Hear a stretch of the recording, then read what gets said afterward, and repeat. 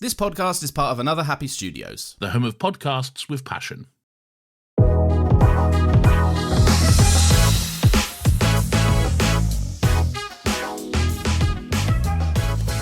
Hello and welcome once again to Talking Pictures Podcast. I'm your host David and joined me as always my co-host Brian. Brian, how are you today? David, if I dropped you from here, do you think you'll go splat? From where? From where we're sitting, or? Yeah, I'll have to bring us to the top of a roof there. I'll go through the flight of stairs, and then I'll have to grab you by the chest, and then I'd have to lift you up and hold you at arm's length, and then be all menacing. Oh, okay, I get it now. How I was like, cool was Tombstone? I genuinely...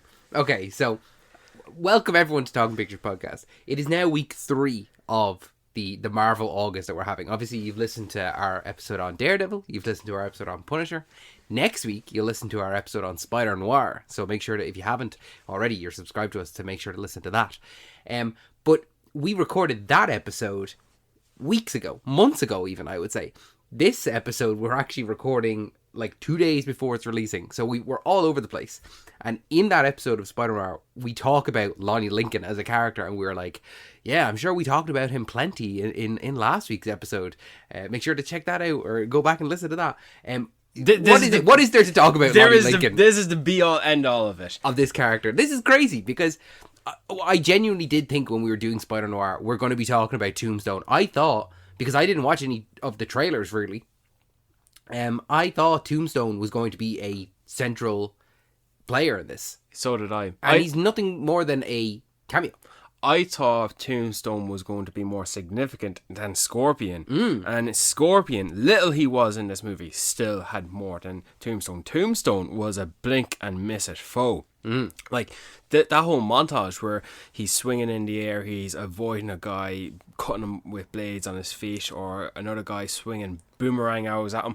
These are a list of, like, E-lister Spider-Man villains from the comics, to the point that the most popular one is Scorpion. When is Scorpion a popular Spider-Man villain in his rogues gallery, in all of the catalogue listed villains? Well, I mean, how many Spider-Man films have we had, and this is the first time where he's not even the main villain, he's just a central part of it. Like, we've never had him otherwise. Like, he appears in Into the Spider-Verse. Are you talking about now which one? Scorpion or Scorpion? Tombstone? Yeah, Scorpion. He was a very interesting looking design. Yeah, and then he appears in Homecoming, but not as Scorpion. Yeah. Michael Mando is in it, all right, playing the character who would eventually become Scorpion. Mark Gagan. But this is the most of them.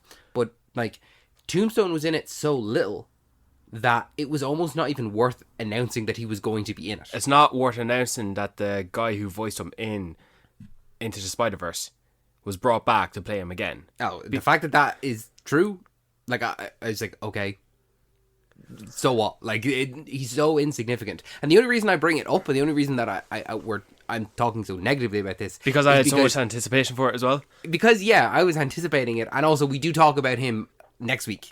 So in that episode where we're like, oh, maybe we talked about him last week. Guess what, guys? Surprise. We're not. This is it. It's over. Time travel's fun. Yeah. So we're here today, obviously, to talk about the newest entry into the MCU, which is Spider-Man Brand New Day. The 4th Tom Holland Spider-Man film. The 4th of any Spider-Man character. He's now played Spider-Man the longest and the most appearances. All that kind of stuff. And then it's also the last film in the MCU before Doomsday. We've one more project to come, which is Vision Quest, and then it's Doomsday. Am I right in saying this is the only solo MCU film in 2026?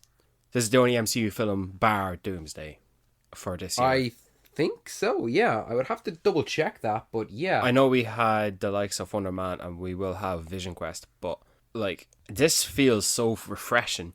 It's reminded me of 2024's Deadpool and Wolverine. I'm not comparing it like which movie's better, which movie's funny, or which movie did more for the MCU.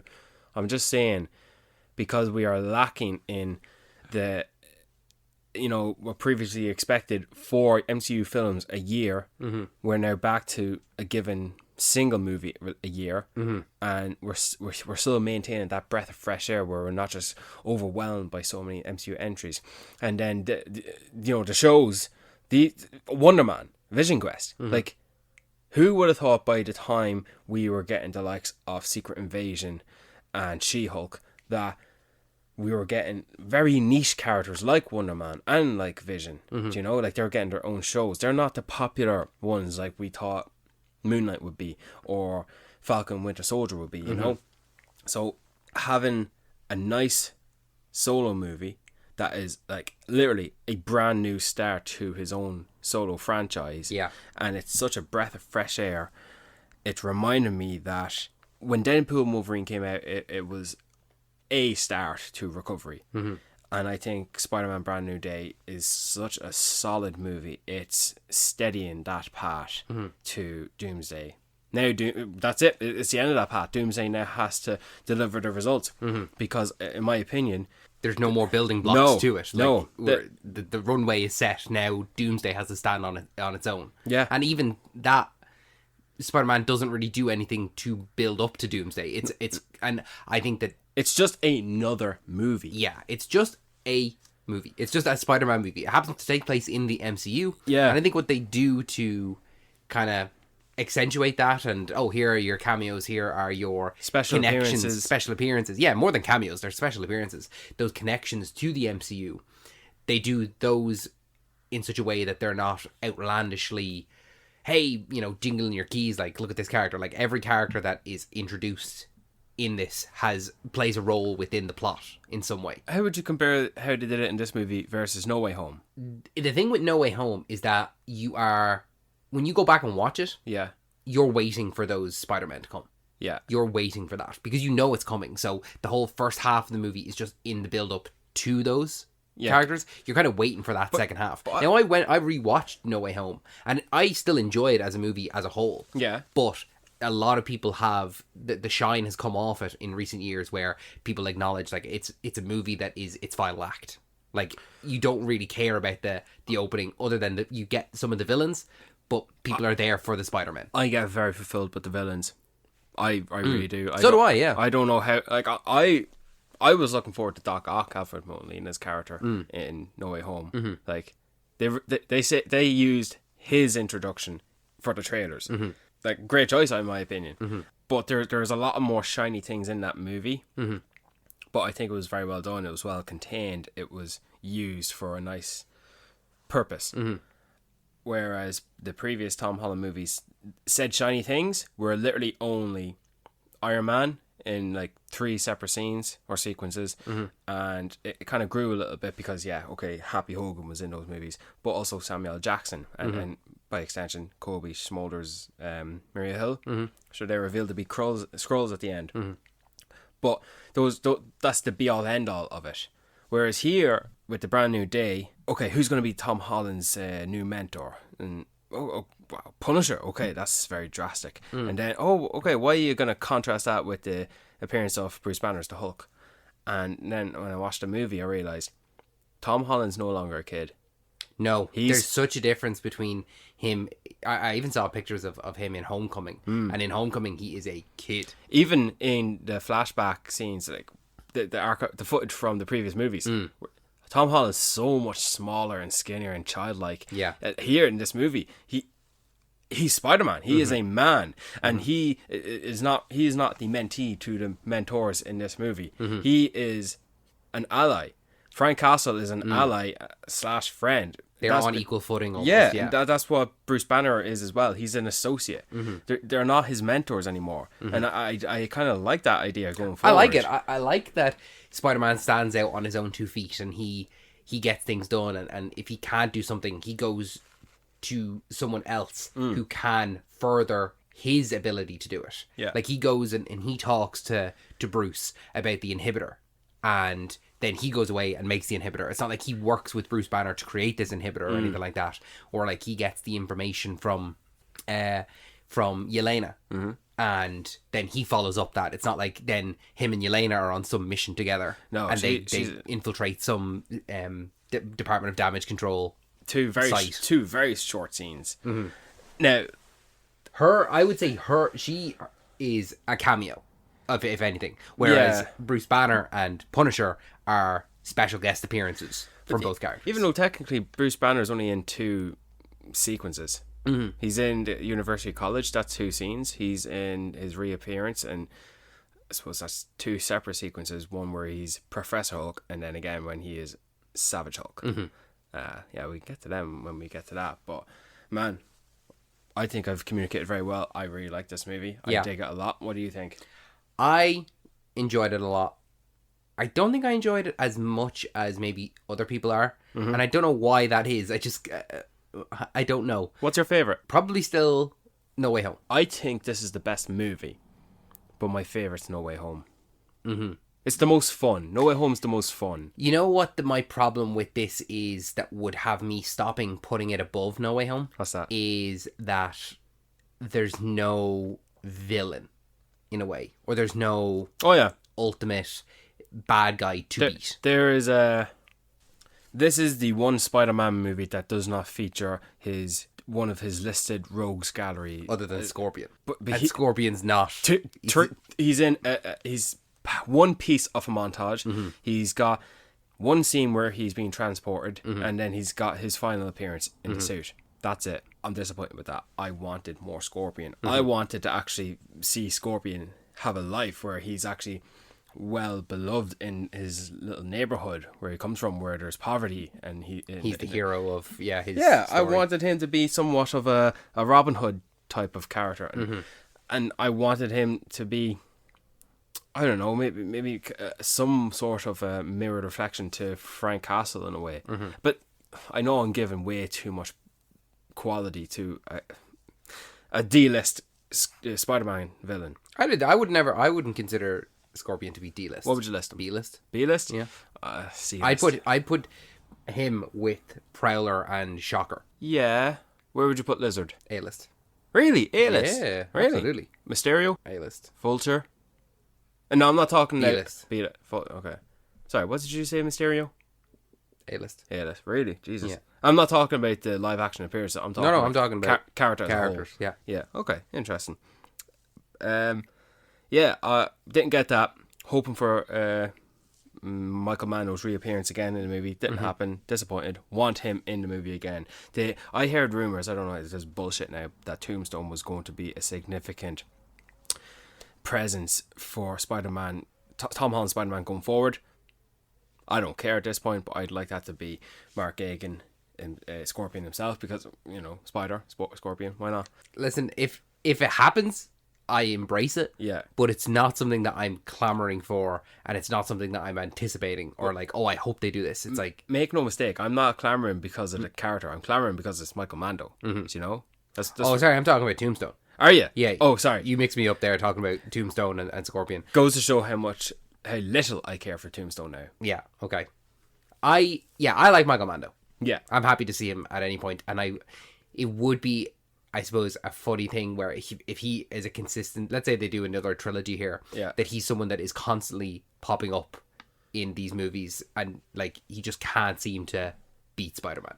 Yeah. He's a consistent bad guy who's always there. Like from the comics, Scorpion is actually funded by J. Jonah Jameson. Funded? Yeah, Really? like J. Jonah Jameson creates Scorpion to fight Spider-Man because he hates Spider-Man so much. And you know, that was a missing piece of the puzzle, not having J.K. Simmons there. And there was a few instances of having people, news reporters and stuff like that, talking about Spider-Man. Yeah. What would it killed you to have just J.K. Simmons talking about that Spider-Menace? Yeah, he would have stood out more here than he would have in No Way Home. No Way Home, he's like, Jesus Christ, J.K. Simmons is in this movie as well. You know, like, No Way Home's so populated. Yeah, maybe it's a missed opportunity. I personally didn't miss it. I was happy with the self-contained movie that this was. Despite it had a feature from a guy who's from the TV show that was once not canon, and another guy who has the reintroduction of his most beloved character in the Hulk. Yeah. We haven't seen him since he lost to Thanos. Yeah, it's a great point. And the fact It's that a long time, actually, yeah. It is a long time. Because there's a very clear difference between Bruce Banner, Professor Hulk, and Hulk. Professor Hulk is Bruce Banner more confident. Yeah, it's Bruce tapping into the Hulk. Yeah. And I feel like the Hulk's personality, because don't forget, we met the Hulk and his personality in Thor Ragnarok, where he's a walking, talking character who has a personality. Yeah. And All he has, of and a has sudden. opinions. Yeah, all of a sudden. Yeah, because he's been on that planet, the Gladiator world, and he's been just Hulk, so he's had kind of time to develop. Yeah. And in the likes of Infinity War, Bruce was saying, Hulk, we gotta talk, we gotta sort this out, because he refused to come out to help him fight. He just fused himself into the gamma ray mutation and just created himself to be Professor Hulk. Just shut him out completely, has him in a coma, and now all of a sudden he wakes up. Hulk's tick. No wonder he was tick. No wonder he was angry. He better be here to stay. He's not announced. I much prefer Hulk than Professor Hulk. Professor Hulk was great for Avengers Endgame. Yeah, that's it. That's it now. But like, what's the point in having Professor Hulk? Because then essentially you're just getting Bruce. There's no personality. Like, we want to see the Dr. Jekyll, Mr. Hyde. We want to see the contrast. You want to see Bruce Banner versus the Hulk. Exactly. There's some similarities to the likes of Lizard with that. Like, there are two separate. I mean, yeah, we get that. We get it when after the fight that Bruce is there in the back of the ambulance. It's like, oh, did I hurt anyone? Like, he's so concerned, like, and he's so upset that he's let this happen. Being brought to a psych hospital. Like, maybe, I don't know, let the lads know there this is not his fault. This is the if, for lack of better words, villain's fault. But yeah, back to that. This movie does not feature traditional Spider-Man as villain. This has an antagonist. Yeah, that's a popular character from another chain from Marvel Comics. And if we haven't already, let me just say, big spoilers here. Spoiler. If you really don't want to know, then now's the time to jump off. We appreciate you listening, but like, big spoilers here. I don't know how you've avoided spoilers up to this point, but go out and see Spider-Man. Biggest movie in the world right now. It just crossed $2 billion, which is crazy. Just now? Well, like today. Yeah. Today or yesterday. I knew it was going to get it, but 2 billion. 2 billion. Huge. But yes, this is the introduction of Sadie Sink and her secret character that they would not reveal in the press, but how everyone guessed is playing Jean Grey, one of the X-Men. No. Yeah. Even at D23 this week, they had her come out with the other X-Men. It's like, if you didn't see Spider-Man, you're kind of fucked. Big spoilers here. And what you make of that? In what sense? Well, the MCU's been going on for millennia, right? 20 years nearly. Oh yeah, but it has a history. Oh yeah, sorry, yeah. So, you're now introducing X-Men characters. The X-Men are a species of people who are subjugated and, for lack of better words, racially abused with negative perceptions laid on them, and they are treated as second-class citizens, if not worse, dangerous citizens, and they are outcasts of society. And I think the majority of the X-Men movies capture that. I'm sure X-Men 97 captures that.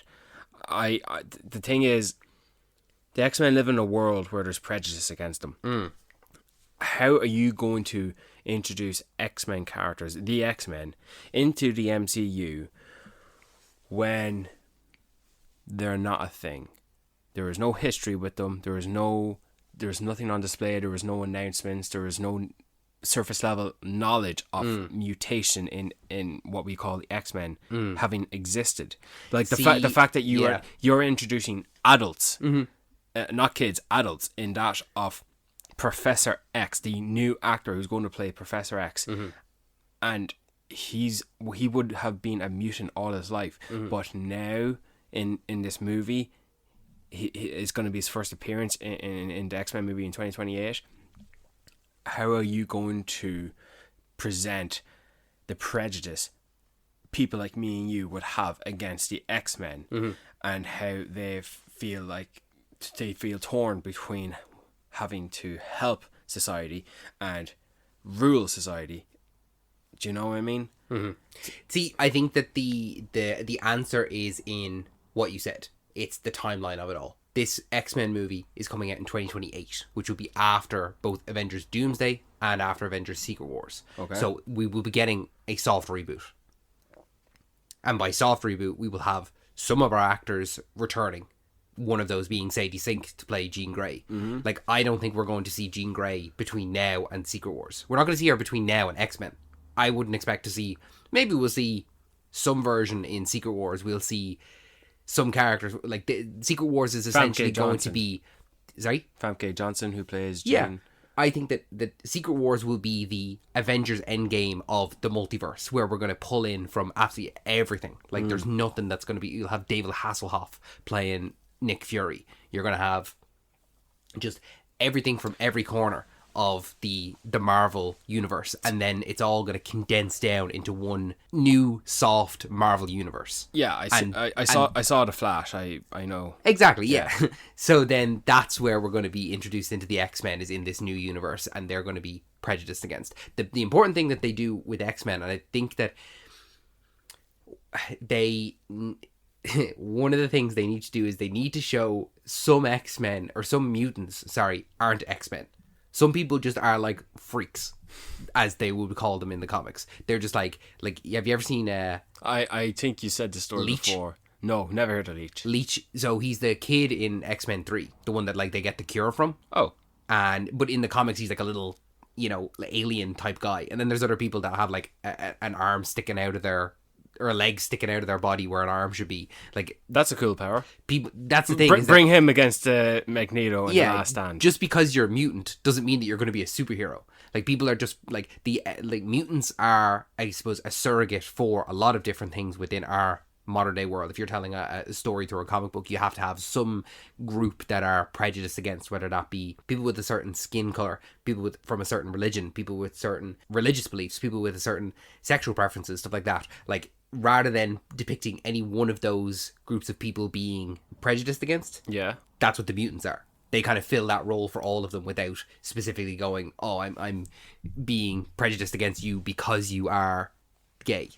It's like, I'm being prejudiced against you because you're a mutant. They fit that kind of block. So that's where we'll see Jean Grey again in that X-Men. And I think that it'll be in a soft, rebooted world where the mutants have always been around. Maybe I should have specified that I'm also not really thinking about these questions. You asked it. I know, don't forget as well. I know I did ask it, but I'm also thinking at the same time, sure, I can think about it all I want. They're just going to do what they do anyway. And don't forget, in this MCU, Miss Marvel is a mutant. Yeah. And she's not in the comic book. So it's a loosey-goosey kind of term. Yeah, and they're kind of associating Peter as a bit of a mutant because of his mutation. Yeah, they talk about it a lot, the mutations of this. So, but like, where are they going to fit in, going forward, Like, will they? I don't know.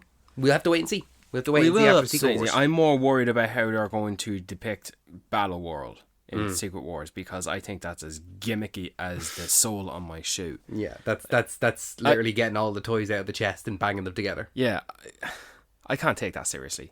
I can't let myself feel the emotions of watching characters die. You never know. You just don't know. I don't know. They've gotten you before; they'll get you again. Yeah, well, we'll see. But antagonist Jean Grey. And possesses a guy and makes him walk backwards and gets hit by a car. I don't like that, okay? When they revealed it is Jean Grey, I was like, okay, crazy move, Marvel, to introduce your villain. Like, the villain of your piece is someone who's later down the line going to be the hero of the piece. Bucky, Ghost. Hold on, I'm thinking of someone else. It'll come to me. That's the time for me to send you a voice note where I come up with more villains who are turned into heroes and allies in this movie. Well, everyone you have named is a villain that became kind of an anti-hero and then became a hero. Yeah, sure, they can do that with Jean. I don't know, Jean Grey is like, it's just, she's the hero, like she's part of the X-Men. It's just like so strange to like Loki. Okay, yeah, but here's the thing. Sorry I interrupted you. Yeah, I know you did. I won't do it again. Yeah, you just did, but whatever. All of those people that you named also are villains that became heroes. Yeah. Jean Grey is not a villain. She's actually a hero that in certain stories becomes a villain. They went the opposite way with it. So I just found it interesting when it's like, oh, okay, you are doing Jean Grey. Okay, and you're going to paint her as the villain of this story. Now, it slowly comes around that she's not the villain at all. She's the antagonist. Yeah. And she's not even the antagonist. She's doing her own thing. She's trying to save her sister. She's Abby. She's the hero of her own story. She's the hero of her own story. I liked her. I thought she was pretty good. I liked that by the end of it, like, she had limitations to her powers. It wasn't just do whatever she wants, but by the end of it, yeah, she could do whatever she wants. Like, there was some screen there and if you watched it, I think her power increases like 800% or something like that. Like whatever her initial powers are, like they're just the powers that we saw in Spider-Man are not the powers we're going to see later on down the line where she has, because she just is going to be beyond controllable. What do you make of the depiction of her powers here? Because obviously we seen in the trailers of this faceless villain who doesn't, it's not the traditional villain, doesn't have a body, doesn't have the super villain costume, is not really a humanoid person with a signature look. It's everyone the villain Anyone can be the yeah. And so the fact that I liked it as well. I normally don't like that idea, I don't think, because like an example is, for example, bear with me, The Incredibles 2. See the way in the villain for that movie, the screenslaver, costume, big mask, goggles, a few like, you know, tools to use as his weapons, which using screens as his advantage. Turns out that's just a front. The real villain is your one, right? And it's your one who's in the third act, who's fighting off everyone. Yep. I don't like that. I like my villains to be the sole individual wearing the costume with the, this is me. I am not using people for my task. I am not having people at my disposal. I like my villains to be what Doom is, what Thanos is. Yeah. Yeah, he might have an army, but they are one singular person with a look, with a costume. Yeah, they're identifiable. You can point and go, that's the villain. Yeah. Whereas I suppose you could point out to the likes of Jean Grey wearing the hood and the jacket and the gloves as like, okay, that's your villain. Definitely not a stylized superhero, supervillain outfit, but it's what we get. But I did like the idea that she could possess anyone, and every given scene it was a different person altogether, whether it be a security in his uniform or your man on the street wearing a suit where he's taunting Spider-Man. He says, maybe I'll go see MJ, or he's reading the letter, you know, she's reading the letter in his apartment. He's like, you know, mimicking her movements. I like that idea. The pilot in the helicopter, the fact that everyone, this antagonist, Jean Grey, had multiple faces, and one of them being MJ. Yeah. It was a great way to, I suppose, have a little bit of paranoia in Peter, where he doesn't know who it's going to be, and he lets his guard down with MJ. Like, he is so excited to see her and speak to her and be with her again. Yeah. He doesn't even for a second think this could be Jean. He thinks, he thinks he got to her first. He thinks he got to her first. Now, I don't know about you, and obviously it's been like 2 weeks since we've seen the movie, and we've also seen it twice now. I don't want to brag or anything, but I knew that wasn't MJ when they were first swinging. So did I. Yeah. And she was calm. She was calm when he was swinging. Yeah, it was MJ in both Far From Home and No Way Home can't be with speed. Like, she is always like a wriggling worm. She does not like swinging. Yeah. So as soon as I saw there was some quietness to it and he's just swinging, I was like, that's not MJ. The only time we've seen her be calm about it is in that scene when it's not her, when it's Jean that's inhabiting her body. Yeah. And then later on in this movie when Peter is bringing her home. And it's like this moment where they've Yeah, but she's a little overwhelmed with the fact that she had a life before college, and now all of a sudden she you know, that she's kind of not thinking about this. Yeah, that's on her mind a little bit. And so obviously she's caressed onto him, like she's linked her arms around him, you know. So, and she's not looking either, do you know. Sorry? She's not looking at the sky. She's no, you know, she's just in her own world. Nearly. Yeah. Now, come to think of it, would you let Spider-Man swing you into the sky? Yeah, absolutely. Would you? Yeah. You're not afraid of heights? No. Who's afraid of heights? What would you be afraid of heights for? Who died from heights? Nobody. It's the sudden stop that hits you, that kills you. If anything, be afraid of the ground. You afraid of the ground? No. No? Why would I? I never go high enough that it would hurt me. I think I'm trying to compliment the swinging in this movie. Yeah, the swinging in it is very good. And why is that? Why is it? I don't know. Because it's practical. Because they actually swung a bit. I didn't know that. I guess so, yeah. Oh, yeah. Do you remember, like, when they were filming this? Like, there were shots... I seen the Scotland set and in the streets, but that was with the tank. I didn't really pay much attention. You know what? I take it back. Yeah, I remember. He was swinging. Yeah. Yeah, okay. That's pretty good. Like, there's a lot of elements to this that feel practical, and it feels different from the other Spider-Man films. One of them is the swinging, the second one is the suit. Like, I initially wasn't on board with the suit. Why? Some people are giving out stink about the suit. What's wrong with it? I think that it was it's because I can see his ears through the suit. I think it's that, because I've seen it twice. I've never paid attention to that. Yeah, it's just something. It feels more homemade. And while I understand that's the point of it, is because he's just himself, and he's working by himself now. He doesn't have the Stark tech or anything like that. Yeah, it is all just Peter. I don't know. I think that maybe the level at which the other superhero costumes are how they are. Yeah, I kind of was a little bit underwhelmed by it. Now, I grew to like it over the course of the film. I really did like how expressive he was in that mask. Mm-hmm. Also, I have to give the movie its flowers when you are picking up a story where the main character does not want people to know his secret identity, and then over the course of the film, your main character does not take the mask off if he can help it. Like, there are so few scenes where we're seeing Tom Holland's face. Like, once the story proper kicks in, yeah, I'm seeing just Spider-Man on screen. I'm not seeing Peter Parker. And it's only very intentionally do we get scenes where he takes the mask off. Like, I was so impressed where you're just getting dialogue scenes in the mask. And I thought it was really good. That's where they were kind of hit home with this one, wasn't it? That they wanted... Peter's been living his life as Spider-Man, not giving himself any time to be Peter Parker. Mm-hmm. And like, I know a lot of people were giving out about the fact that both Ned and MJ are in this movie, because it's like, oh, well, he said goodbye to them in the last one. Why are they here again? But I did feel as though there was time between these two movies. There was. Like, they went 5 years in universe though. Yeah, I felt there was a difference of time, and it's just been 5 years for us as well. Yeah, I know, but like, yes, there exists that time between the movies. But if I'm sitting down, I'm going to do a Spider-Man marathon. I'm going to put on Spider-Man No Way Home, and then I'm immediately going to put on Spider-Man Brand New Day. And guess what? I was like, oh, I'll see you guys.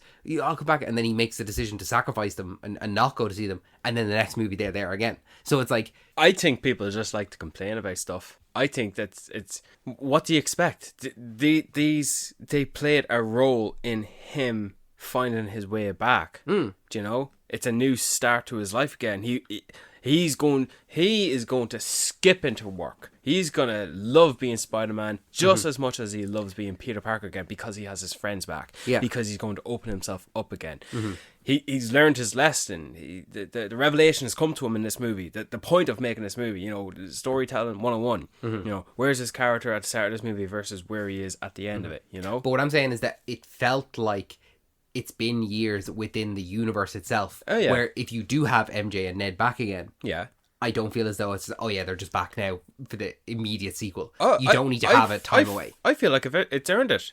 He's not back with MJ at the end of this. She still has a boyfriend. She's still with fucking Ezra. Mm-hmm. Not bad. But he's only, at the end of this movie, reintroduced himself to Ned, and it's coming to him a little differently here, because he sees him in the store and he looks up, oh yeah, you're Maynard, and he does his secret handshake, which Ned does do like to other people. Like it's I don't think it's just his secret handshake with Peter. It is just a secret handshake with Peter. Yeah, I've seen. I think I obviously I didn't. You've definitely not. We've only ever seen the two of them. I think he's done it in like his videos of when he's self-recording, he's live blogging. I think he's done it to other people as well, or in the party. No. Has he not? No. Okay. Well, I do like the idea that it's just Peter and Ned's secret handshake, and the fact that he knew it by muscle memory, and then he copped, oh, Peter, as in, not Peter, who I completely forgot about for 5 years, Peter, Spider-Man. Yeah. I think that people are really misinterpreting that, and I completely agree with you that, yeah, it's the muscle memory of doing the handshake, and then, wait a minute, you said Peter, and I literally, in the last scene, MJ told me that Spider-Man's name is Peter, and you were in my apartment. Oh, hold on a minute, yeah, this is your Spider-Man. If we are introduced to Spider-Man 6 in 3 years' time, in the whole new MCU, whatever it is, 5 is enough, or whatever, and Ned and Peter are hanging out, Ned's not going to remember all of their previous memories or anything like that. No. It'll be just from this point onwards. Yeah. They've made memories together and they're friends. But if he's he- not going to remember all the high school stuff. If he goes to him, when was our first Lego set? He'll go, oh, the first time you came to my apartment, Spider-Man, when Yeah. you saved MJ. Which is probably one of my favourite scenes. Just them hanging out. Three of them hanging out there. She's drawn the picture of the two of them and they look like great friends and they're playing Lego. And Quoting he, Lord of the Rings to each other. Yeah, and he's asking questions that like Ned type of questions. Not, do you not want to know how my web shooters work? And it's like, oh, I know how to do that. Yeah, I can figure it out. It's pretty cool. Yeah, so that was one of my favourite scenes in the movie. It's just nice, humble moment, you know? And like there's a bit of Peter Quill and Gamora here. There is. There are consequences to their relationship, do you know? And It's not going to get fixed with a magic wand. nope, magic wand broke it. Magic spell. If someone wants to correct me in there, but okay. But I liked it. I liked how they incorporated them in this movie. Typical Ned to walk into a store and says, "Have you got this? Yeah, okay. I'm gonna need you to not sell me that." Like if I was there with him, I'd be like, "What are you doing, Brian, if you want it, just get it." I hate to break it to you, but if we walked into a store, that would be you.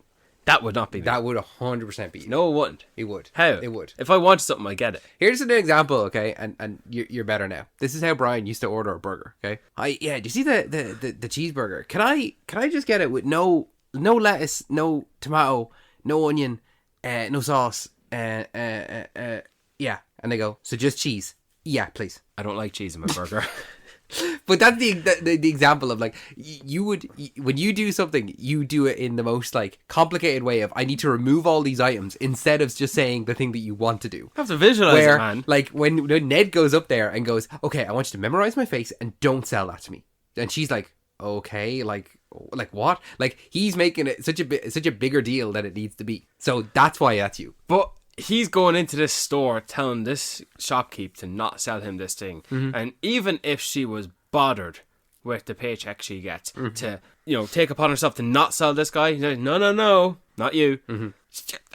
There's a shop literally next door because it's New York City. There's shops everywhere. Just go in there and get the next one. Well, this is presumably his local bodega because they've just moved in and he's going to be there now. That's where he's going to mostly go. I guarantee you there's one across the street. Oh yeah, there is, but like, sure, we see him there at the end of it as well. That's where he's going to hang out. This is his local shop where he's going to go to. Yeah. I'm sure I'm better, by the way. you're better now. I'm better. Better now. Yeah. What do you mean now? Recently. Acknowledge the fact that you used to do it like that. That's how you used to order. I didn't realise it until it was pointed out to me. But okay. What are friends for, right? Yeah. But- Make each other better. I like knowing that the gang are still coming back. Like, forget that bully Flash. No, don't need him no more. Tony Revolori. Yeah, little photo cameo of him. That's great and all, but he was a bully. Didn't like him, and he never got any consequences for that. So happy that it's Peter, Ned, and MJ, and they will always be the only three. Like Happy Hogan never came back to this one, and he's no reason to. Do you know? No Betty Brant either. Who's that now? That is the blonde girl that Ned was like going out with. in the second one. Yeah, but sure, like she's not a named character. Yeah, she is. She's not really a superhero character though. Well, she's a named character that is within the Spider-Man universe. Did you miss her?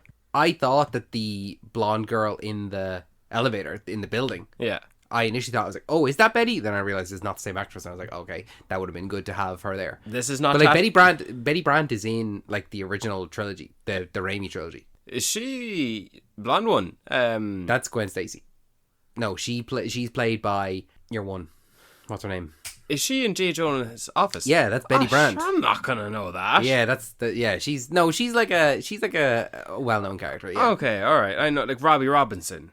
Yeah, they're on the same level. Yeah, Robbie Robinson and Betty Brant. Okay, I didn't know that. What's her name in Thingy? I don't know what her name is in Thingy. That's gonna annoy me. She's in, she's the director, and she's in Pitch Perfect, and she's in Wet Hot American Summer. I literally watched it the other night. Not Elizabeth Banks. Elizabeth Banks, that's her. Yeah, I couldn't think of her name. Say what now? Elizabeth Banks is in the Spider-Man. She plays Betty Brant, yeah, in the Raimi trilogy. That's Elizabeth Banks. Goes to show how little I've watched those movies in recent years. No, she's not blonde in it. She's wearing a wig. She's wearing brown, like a brown bob. Okay. But yeah, that's Elizabeth Banks. Good to know. Good to know. Where are you at now on Punisher? because we talked about him last week. Yeah. And we were very much looking forward to him here. I was so looking forward to him, and I wish he had showed up. I wish we got Punisher in this movie, but we didn't. We got John Barenthal. His grunts came back. He got a few grunts in there. I did hear the grunts, yeah. But, like, right, it's not Punisher. It is John Barenthal in the Punisher costume, but...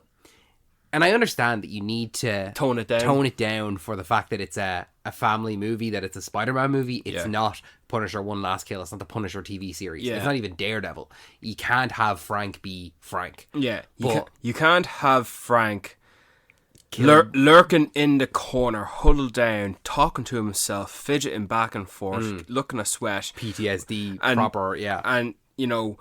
warmly welcoming guests into his home, cooking chili in his pajamas. No, he can't do that, because last time we saw him, he was literally contemplating suicide, seeing ghosts who may not be even ghosts in the first place, and also ravaging the streets and the slums, murdering folks who are throwing dogs in front of vehicles. Yeah. And he is murdering folks without giving them the time of day in court.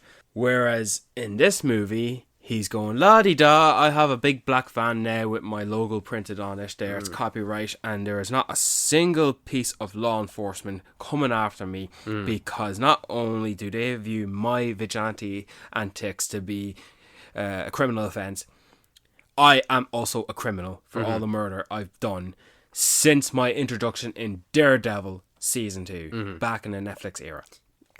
You see, at the very end... He brought him to the hospital. Yeah. And a tragedy would have been nice to have in that, where the police come, SWAT come, and rather than fighting them off, which he likely would have done to death, he's after saving Spider-Man and he's helped him get away. He can just give up and live to escape another day. See, at the end when Peter walks out of the hospital and Frank is up there in the Spider-Man mask and he's like waving at people. It's like, Frank would not do that. And not only would Frank not do that, Frank wouldn't suggest that. If you had flipped that round and Spidey suggests that, and Frank's like, there's no way in hell I'm doing that. And then Peter walks out, and then Frank is up there, and he's like, what the hell am I doing? Like, he's like talking shit or something like that. Then, maybe. But, like, Frank's not suggesting, oh, I'll put on the mask and I'll jump around like I'm Spider-Man. Like, that's just not him. Yeah, it's not. I'm going to say right now, it is not.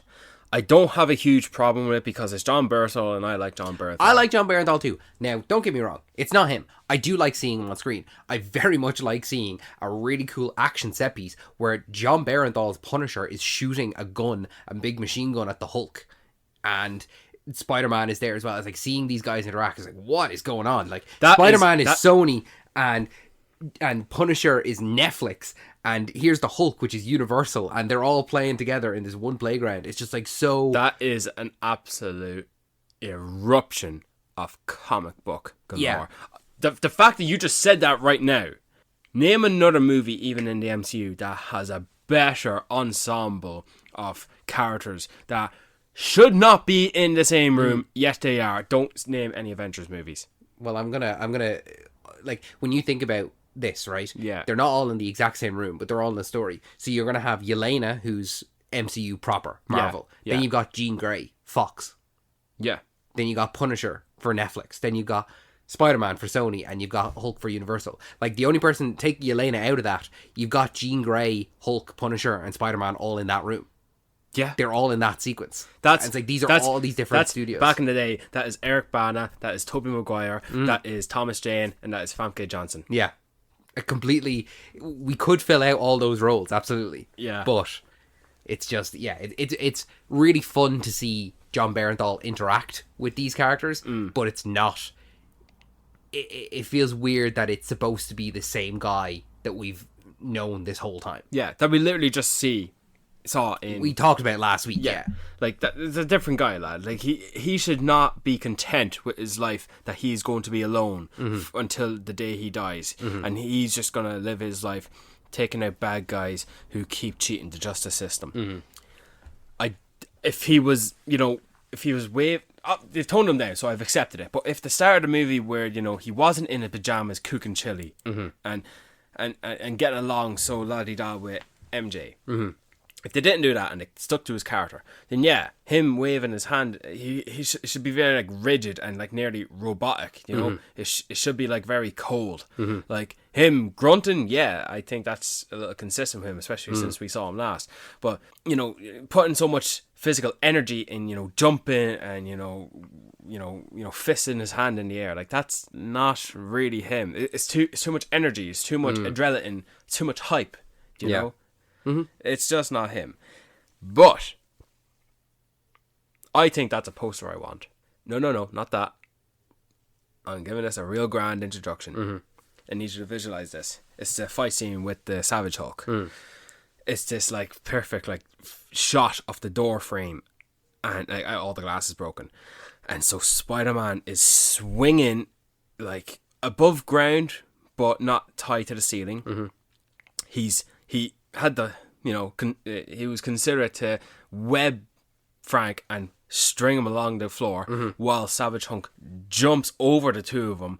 And no diss on Frank for, you know, thinking about his life. He's just still shooting. He probably doesn't realize that Spider-Man's saving his life again. That he's dragging him along the floor. He's like, yeah, teamwork without even noticing it. And he's just firing his gun, riddling him with bullets. Like that slow motion shot. I want that. Yeah. I want that more than Captain America and Iron Man fighting and the blasters. I know what you mean. Yeah. I love that. It definitely does feel very comic book. Oh yeah, and the fact that John Berthold is there, you know, Punisher, not contributing really. Not anything. Not a tap. Like think about it. Like this is the Hulk versus Man with Gun. That's his superpower, is Man with Gun. When the last time we saw that, the guy got kicked to the tree. Yeah, Emil Blonsky in Incredible Hulk, yeah. So, I mean, I like that. I did thought it was strange to see a grounded character like Frank in the same room with a supernatural, or not a supernatural, but like a sci-fi type of character like the Hulk. Yeah. Because that's us talking about. Imagine the likes of a walking humanoid tree walking in the same room with, what's the most grounded character we've had in the MCU? I suppose one of the guys from Damage Control. Yeah, sure. Like, but to show one of the witches. How about that? We'll have Groot, Punisher, one of the witches, and sure, an Eternal there as well. Yeah. You know, we'll throw all that into one mixed bag and show how diverse the MCU is, and yet I think this is the closest thing we'll ever see to two genres mixing together. Do you know? We're never going to see that again. Do you know? Magic. What about magic? Sorcery. Do you know? It's. I just think they did it very well. So I like that. Didn't like that he was toned down Punisher. Like, and the only inkling we had of him is that MJ went up to his press and saw all his photos and memorabilia of his family, and all he says is, "Don't touch that."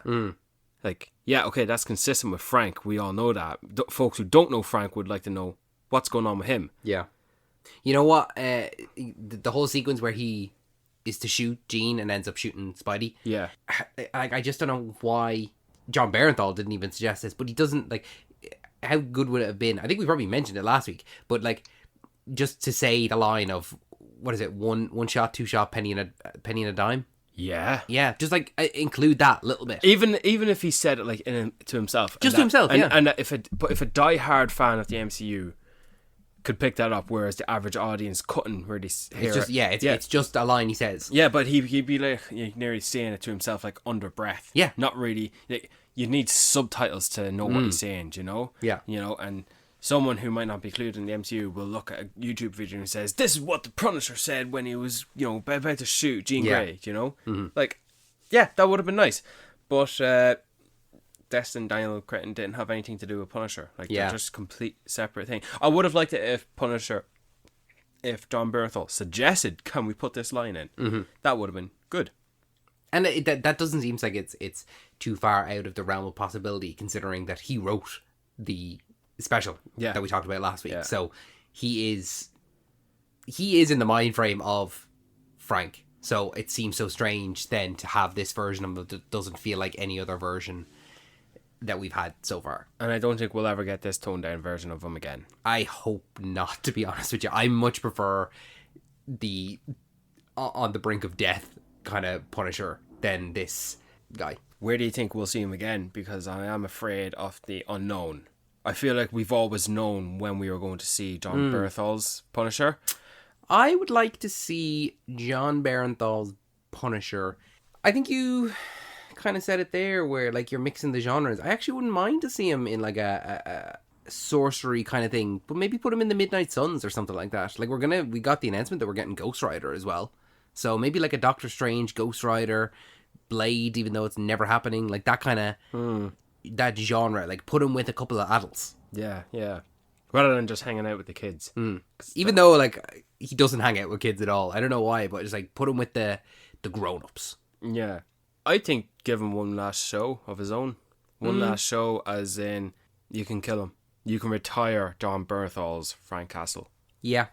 Because if you really think about it, the MCU, the actors playing these characters in the MCU will only go as far as the studios will greenlight the projects. Yeah. And in most cases, they are very good at retiring the characters. Mm-hmm. I could see... Yeah, I think I would prefer to have one final stand with John Bernthal's Frank, and in the soft reboot after Secret Wars that someone else take on that role, as opposed to just never seeing Punisher again. Yeah.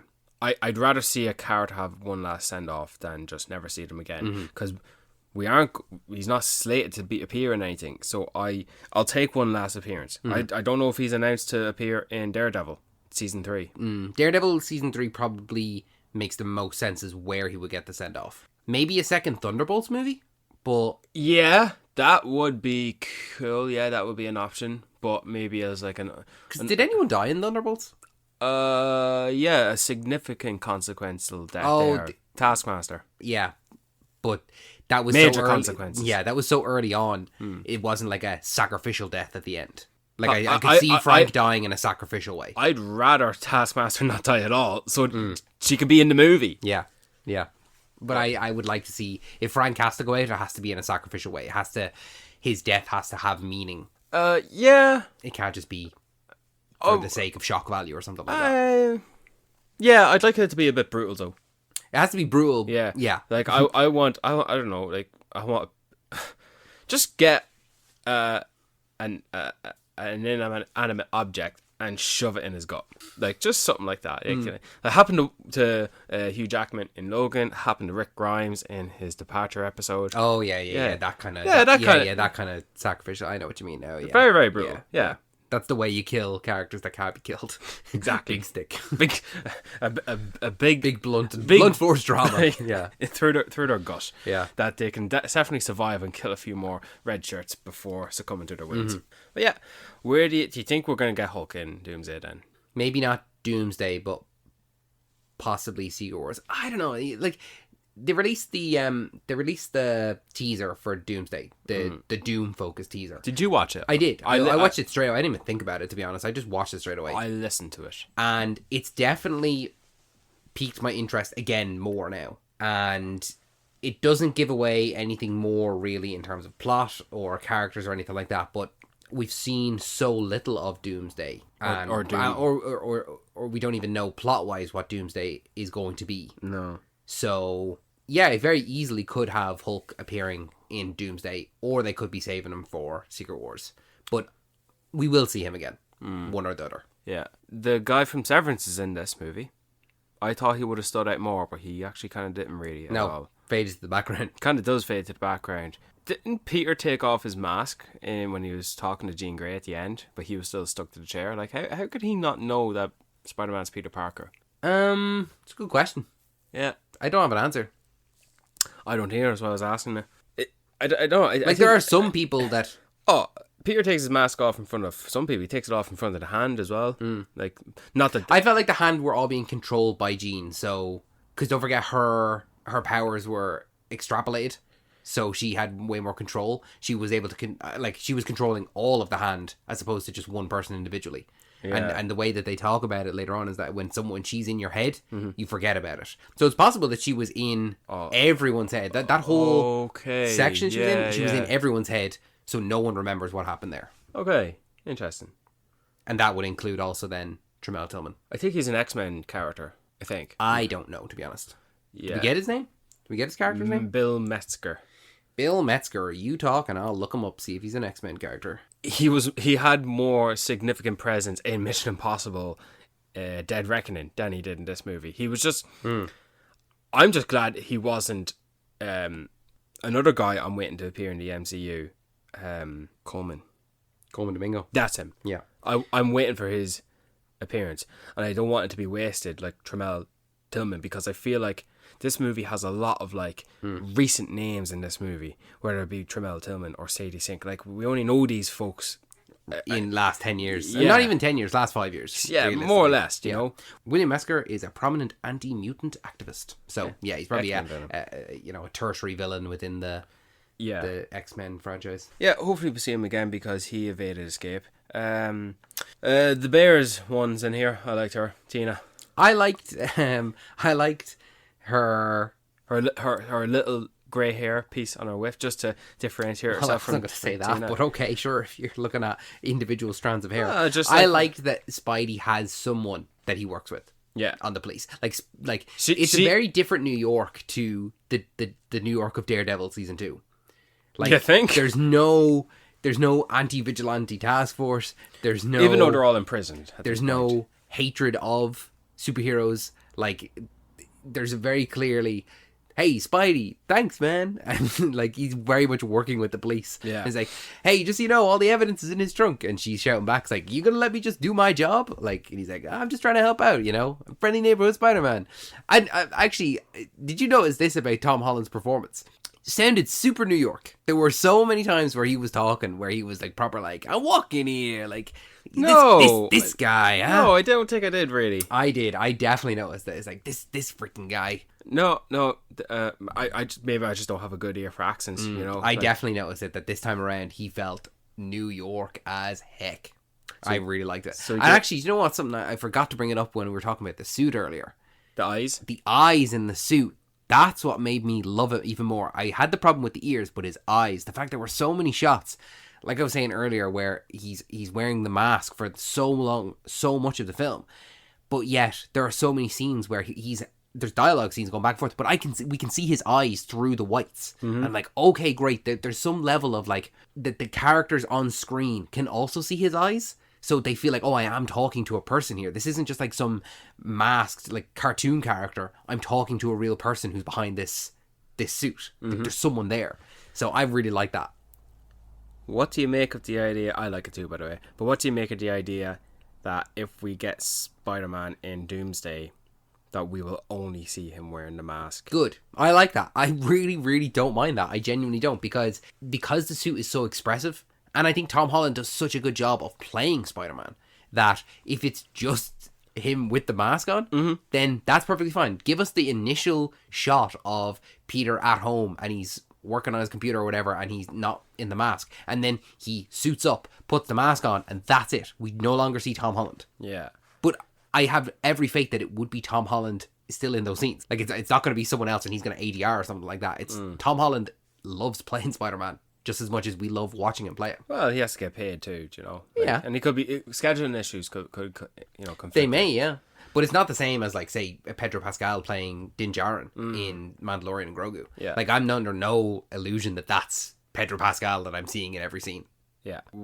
Just on that note then, I think both Deadpool and Wolverine are likely confirmed to be in Doomsday. That's the thing, is that there's a light confirmation of it. Yeah, it's not a yes, it's not a no. Mm-hmm. There seemed to be, at the Comic-Con panel, there seemed to be a no to Deadpool.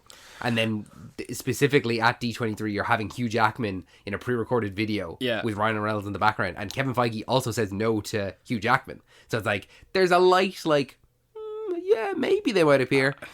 I think you don't do this stuff if they're not going to appear. If they're paying these guys to appear in these public appearances, how are they not going to appear in the movie? Like, maybe a third act moment, or maybe a middle portion of the movie. Listen, there's a rumor going around that the Fox X-Men are all going to be sent to a universe where they have to fight Tobey Maguire's Spider-Man. And if they think they're going to take down the GOAT like that, like they have to send all the X-Men to take down one Spider-Man, they're fools. They're losing that battle. Tobey Maguire's Spider-Man is taking them all down. So I really like that idea. And so I don't mind not seeing Deadpool and Wolverine in Doomsday. Yeah. And hold off until Secret Wars. That's fine. It's obviously not confirmed that Tobey Maguire will appear.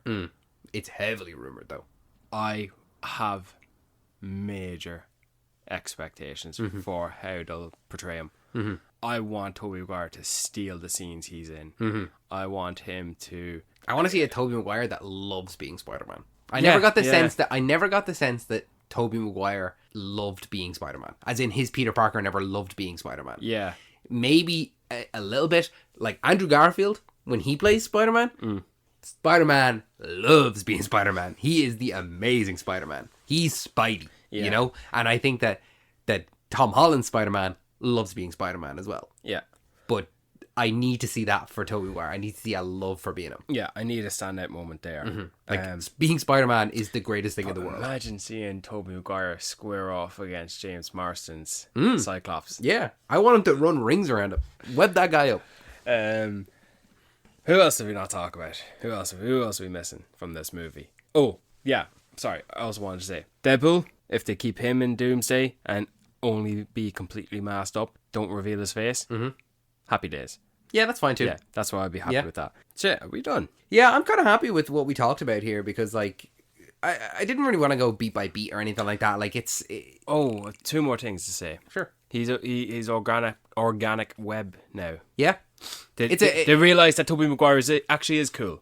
I think it's a way to kind of write themselves out of a corner that they weren't in that corner. Like we don't have to deal with like how he gets his webs or anything like that. It's just organic. But then again, I grew up with the Tobey ones, so like I always I was surprised to see that Andrew Garfield had to have web shooters. Exactly. In his wrist. Like what the fuck is this? In our minds, the organic webs were always the case. Yeah. So then when watching like say the animated show or something like that later in life, I was like, oh, okay. I guess Tobey Maguire's is the outlier here. The organic webs is the non-traditional thing. Tobey Maguire's the shit. Yeah. He's the fucking OG. He's the ruler of that. And now Tom Collins are those who are spearheading that now. But also like just a tiny little thing of referencing it as well, where he gets up on the roof and he's like, okay, Peter 2 had organic webs. Why do you call him Peter 2?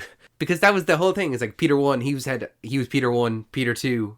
Because in the battle, they couldn't... Oh, so... You said Peter, I thought you were talking to me. And it's like Peter 1, Peter 2, Peter 3. Oh, I thought he said Peter 2 as in he called... He referenced... Oh, no. Andrew Garfield as Peter 1. It's like, does he like Peter 1 more? Or No. like that? He sees it. He is Peter 1. Yeah. Peter 2 is Tobey Maguire. And Peter 3 is Andrew Garfield. Andrew Garfield is probably the most beloved one. And he's always being like last pick. Yeah, well, that's the whole thing in No Way Home as well, where he's like dogging on himself. And they're like, okay, this whole self-confidence thing, like, you are amazing. You know? Or like even the moment where he's like, I love you guys. And they're like, thanks, man. Yeah, that's actually pretty cool. I hope to see... I'd be happy to not have much screen time off Toby and Andrew again. I'm happy for them to be integrated into the likes of Doomsday or Secret Wars in their own scenes. Like, they'd be on their own missions. Oh, yeah, don't have to have all the Spider-Men together. Yeah, I'm happy. I'm happy on that. Like, maybe a little nod in exchange here and there, but that's about it. I would love to see... I'm perfectly happy to see Tobey Maguire's Spider-Man go up against the X-Men. But I would like to see Andrew Garfield's Spider-Man go up against Tom Hardy's Venom. Because there is that line in No Way Home where I didn't get to fight an alien. Andrew Garfield says, I didn't get to fight an alien. So I would like to see him go up against that version of Venom. And then in Battle World, that's when Tom Holland is going to get some level of the symbiote. And at a later stage, that'll be the story. Because that's what happens in the comics. That's where he gets it in Secret Wars. Oh, he gets the symbiote in Secret Wars, yeah. Okay, yeah. I suppose it's a natural progression, but like they're running out of their own villains. Like, and I'm not like Tom Holland has his own. Like, he's Vulture, Mysterio, he's got Scorpion. They introduced Toby and Andrew's villains. But don't into forget, his like own movies. you can do all these. Like, don't forget, Tom has he's gone up against these guys, but like think about the whole roster of characters who he's not gone up against. Where you can do our new versions of that. We can do Doc Ock, we can do Green Goblin, we can do Sandman, we can do Lizard, we can do Electro, we can do Black Cat. Like, there's actually a lot of characters, and then some even I haven't even mentioned. Like, he can do a Prowler. And then when you run out of those, when you run out of the characters, guess what? bring in Miles.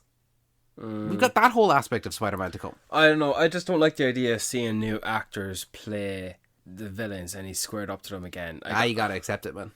Don't forget, it's gonna happen in the soft reboot. Because Norman says in No Way Home, he's like, he got here and there is no Oscorp. There is no Norman Osborn. So we are going to get some kind of a soft reboot, and that's where... Because you can't not do Green Goblin. Maybe if they can tease it that Norman Osborn is... Peter's cautious about him, like, he's going to be the Green Goblin. I have to keep an eye on him. I have to keep an eye on Oscorp. Little does he know... It's going to be Harry. Yeah. Exactly, his new best friend. Yeah. Green light that shit, bitch! We wrote it there. Yeah. He's going to be so cautious about Norman. Yeah. He's going to be blinded by, I have to watch this guy, and it's going to be Harry that ends up being the... 5 million each, thanks. Yeah, thanks. Thanks, Kevin. One last thing. Keith David. Keith David, same level as bleeding, what's his name, Tombstone. Like, just a Worse. background voice note YouTube video. He's there for the trailer. He is there. He's there for the trailer, which is fair enough. I think maybe if he would have been a cooler sounding Tombstone, though. I think. I tell you who he could play. Who? I'm thinking. Oh, I'm building. Dramatic pause. give it to me, damn it! Kirk Connors. Shout. Like, he could be Lizard. Proper shout. Because Yeah. all he is a voice in this, talking about the metamorphosis of spiders and their life cycles. Yeah. But, like, just have him be introduced to him in the next film, and he's like, oh, I watched some of your videos. That's it. And because we don't know who those videos are made by. No. It could very easily be narrated. He could be listening to lectures. Yeah. So, yeah, Keith David as Kirk Connors, super. Yeah. You know what? It doesn't even have to be a villain. He can be a consequence. He can be like used like how the Hulk was used in this, and there be a bigger threat or bigger foe.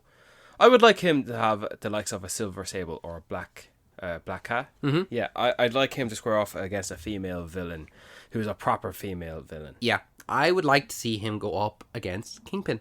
Don't know if that's going to work. They keep toying around the idea that that's not possible. Yeah. Kingpin would be a shout, yeah, but sure. In a roundabout way, they kind of did that already with the Into the Spider-Verse. Dave, aside from forgetting about the trailer of the week, that's all I've got to say. Yeah, that's alright. Me too. Well, What? Hey, you're supposed to... Oh, sorry, Brian. What trailer do you have for this week? Well, I wasn't going to do it because we're all over the place when it comes to Marvel August. Do you want to talk about a trailer of the week? Yeah. Sure. What do you think of Ahsoka Season 2? Looking forward to it. Yeah, Glad very to much have looking it forward to it. Great. Just new season Rebels. Love it. Yeah, right. That's all I got. Brilliant. I don't know why you didn't pick Vision Quest, considering we're in a Marvel month. Because... What's his name? Ezra is in Spider-Man. Fair enough. He's in, connections, yeah. Yeah, man, connections all the way around. Sure, it's Disney, is it not? It is, yeah. It's all is Disney. Disney. It's all Disney. At the All end right, of the then day. what do you think of Vision Quest? Looks good. I was not excited for the show. Then I saw this trailer and went, okay, I'm excited for this show. Does look good. Yeah. Looks very good. Yeah. Nice to see finally the James Spader come back. Nice to see James Spader come back. Nice to see the guy who plays Jarvis in Agent Carter come back. Yeah. And I cool. think anyone who was an AI in MCU is returning to a human. Not Kerry form. Condon, though. Maybe not her. No. No. Jennifer Connelly though. I don't think Jennifer Connelly is. I think she was one. She does play an AI, absolutely. Yeah. But she's not In the show. I don't think. Sure. Look, we'll see how we go. Have you got any recommendations for we let people go? I'm going to recommend Practical Magic. Practical Magic. Okay, yeah, ahead of the sequel that's coming out. Yeah. Okay, good pick. It's just one of those things that, I saw the trailer, I was like, oh, okay, sure, another Legacy sequel. I didn't watch the other one growing up. I saw the original in cinemas because I also went to see Spider-Man Brand New Day again. Mm-hmm. And I thought, right, I'll just get into two, and then Practical Magic is definitely like a guilty pleasure. It's a cult following. Yeah, to be honest with you, I'd never even heard of it. I asked one of the girls in work what her favourite movie was. She said Practical Magic, and I was like, never heard of it. And then so I watched it that night, but that was maybe a year or two ago. Yeah. But I'd never heard of it up until now. Neither have I. It didn't even get the great, reception because the genre jumps all over the place. It's definitely like, what the fuck is this now? Yeah. Like, there is definitely that element to it. Like, I think they're acknowledging what fans like about this, which is the fun, silly stuff. But then I think they'll take it a bit seriously and they'll try and make a good, coherent movie. Like, it's Sandra Bullock and Nicole Kidman in this movie. Lee Pace is in it. I know you like him. I do like Lee Pace. Yeah, He's a better Jared Leto. Yeah, and because Jared Leto. piece of shit. Yeah, apparently so now. Who'd have thought? He's always been it. He's always been it. I've always been saying it.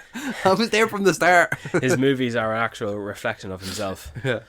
His leading ones, anyway.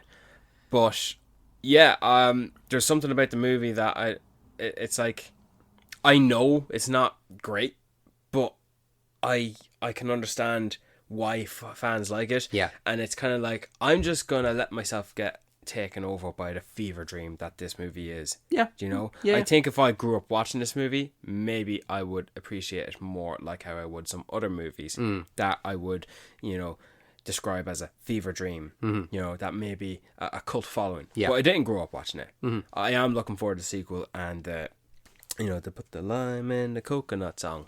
Sure. Yeah. That's, I can't even tell you. I've seen the movie. Couldn't even tell you what that is. do you know the song where they put the No. lime in the coconut and drink it all up? Yeah, I know the song, but is that in the movie? Yes, it's it's in the original movie, and it's obviously an advanced epic version for the trailer. Oh, okay. I'm not seeing the We're trailer. living in an era now where get a traditional song, doesn't matter. We'll make it epic. Yeah. We'll make it sound orchestral. Yeah, we'll go from there. Mm-hmm. Hopefully it's good. Have you got a recommendation? Yeah, I'm going to recommend Sunny Dancer, which is a movie that came out there. Or, well, is it even out? Is it out right now? It's out right now. It's out right now. So, yeah, it's a coming-of-age story about Bella Ramsey, who goes to a camp that's specifically designed for kids that have cancer. And to be honest with you, I'm a bit of a sucker for like coming-of-age films. So, I quite enjoy it. I like coming of age movies. Great as well. soundtrack, actually. There's some great songs in it. It's a lot of songs that I was like, this is a bop. This is a tune that I was like going home and I was like, I'm going to put on this song. I'm going to listen to this on the way home. I'm looking forward to it. Yeah. I'm planning to watch it. Yeah. Bit of harmless fun.